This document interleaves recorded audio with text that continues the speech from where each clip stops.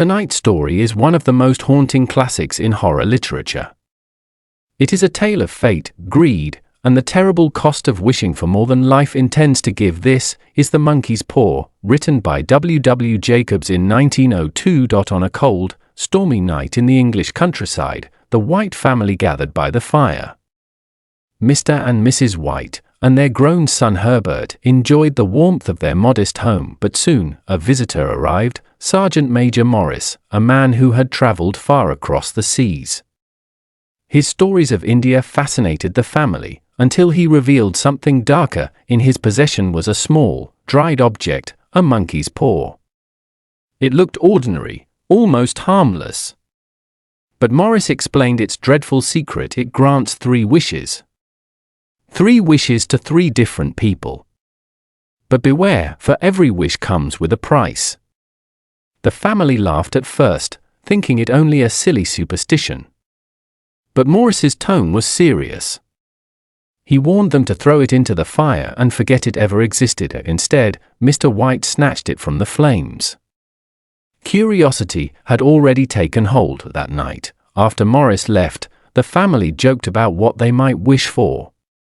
Money, comfort, adventure, so many possibilities. Half in jest, Mr. White raised the paw and wished aloud, "I wish for £200. The paw twitched in his hand, and a chill ran down his spine. The next day seemed ordinary. Herbert went to work at the factory, laughing about his father's foolish wish. But by evening, a stranger arrived at their door. He wore the uniform of Herbert's employer. His face was pale. His voice shook. He brought terrible news: Herbert had been caught in the machinery.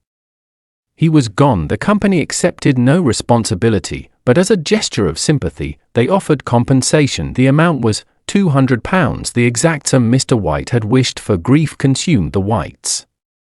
Days turned into weeks, and silence filled the house. One night, Mrs. White turned to her husband, eyes wild with desperation. "The paw, use it again. Wish him back." Mr. White recoiled in horror. "He's been gone 10 days, his body," but her pleading was relentless. Broken, terrified, and trembling, Mr. White lifted the paw once more. "I wish my son alive again." The silence that followed was suffocating. Hours passed. Then a knock at the door, slow, heavy, repeated. Mrs. White cried out, rushing to open it, but Mr. White's heart froze.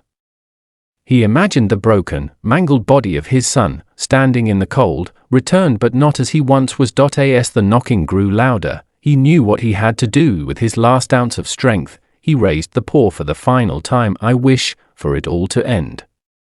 The knocking stopped. The night fell silent when Mrs. White flung the door wide open. The road outside was empty. Conclusion: the monkey's paw remained still, its magic spent. 3 wishes had been granted and 3 lives forever destroyed. Remember this tale, and be careful what you wish for fate will always have its price. Stories like The Monkey's Paw remind us of the danger of unchecked desire.